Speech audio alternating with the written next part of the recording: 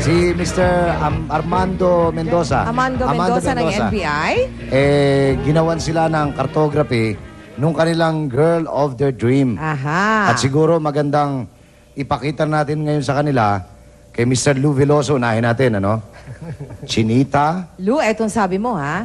She should be chinita, maigsi ang buhok, maamong mukha. Ayun. May similarities kay Aiko Melendez. Okay. Oh. Tingnan natin. Ayan ang... Tingnan natin. Tingnan natin. Mr. Mendoza.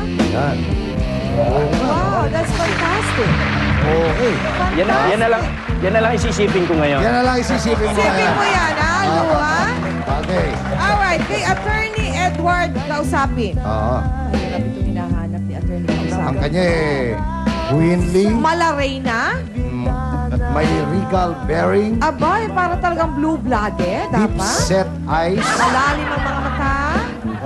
Long or short hair. Maaaring mahaba At may hawig maiksi. kay Barbara Perez. Kay Baga na ito. Yan na natin. Maari nga.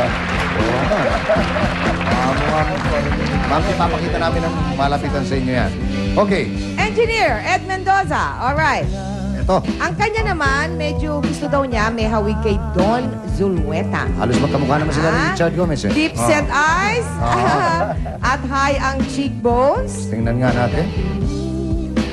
Oo nga, no? Okay. And then, of course, kay Mr. Tato Malay. Mestizahin. Makinis ang mukha. Pang beauty contest. Pang beauty contest. Medyo hawig kay Alice Dixon. Oh. Tingnan nga natin. Alright. At bukod dyan, meron pa tayong surpresa kay Tats. Hindi lang sa caricature makikita yung kanyang girl of my dream. Andito siya. Cookie, please come in. Tato, balita ko, 43 years old ka na daw. Dapat mag-asawa ka na.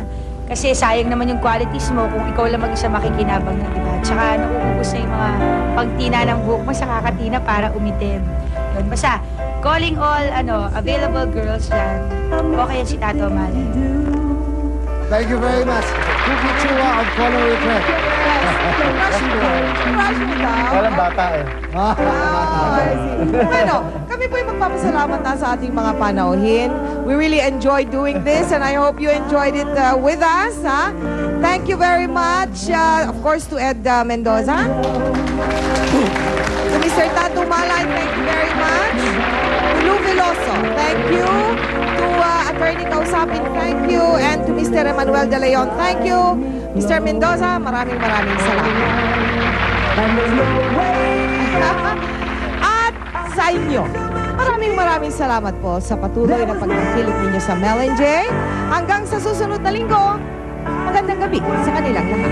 Maraming salamat po sa mga estudyante at mga faculty members from Bicol University, sa Mapua Institute of Technology. Hey, lots of pretty ladies are on the Mega Show tonight, so stay tuned. TSCS is